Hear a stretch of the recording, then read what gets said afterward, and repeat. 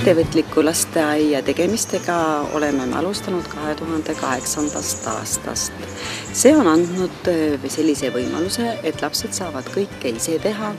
Nad on algatajad, samuti nad võtavad ka vastutuse ja naudivad oma töö tulemusi.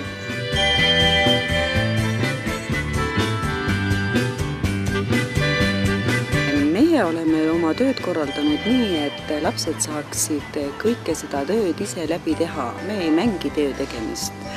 Me kasvatame taimi, me käisime Tagavälja talus, me õppisime seda, kuidas koristatakse juur- ja puuvilju. Tegime ise seda tööd kõike läbi ja samuti õppisime ja vaatasime, kuidas siis teraviljast saab jahu ja jahust leiba.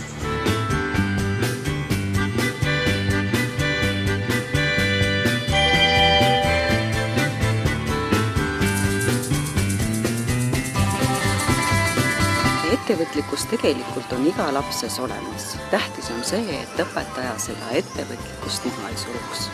Seda tuleb lihtsalt edasi arendada. Ja sellepärast ongi nii, et see ettevõtlikkus lasteaias tuleb kõigepealt koolitada õpetajad. Et õpetaja teaks seda, et laps on algataja, õpetaja aitab kaasa, siis läheb see töö hästi. Meie lasteaias on õpetajad avatud kõigile uuele, et antud momendil on meil ka koostöö sellise projektiga nagu vägivallavaba lasteaed. Et see on siis, õpetajad saavad koolitust, kuidas siis kasvatada lapsi sõbralikuks ja jälgida seda, et sellist vägivalda juba ei tekiks lasteaias.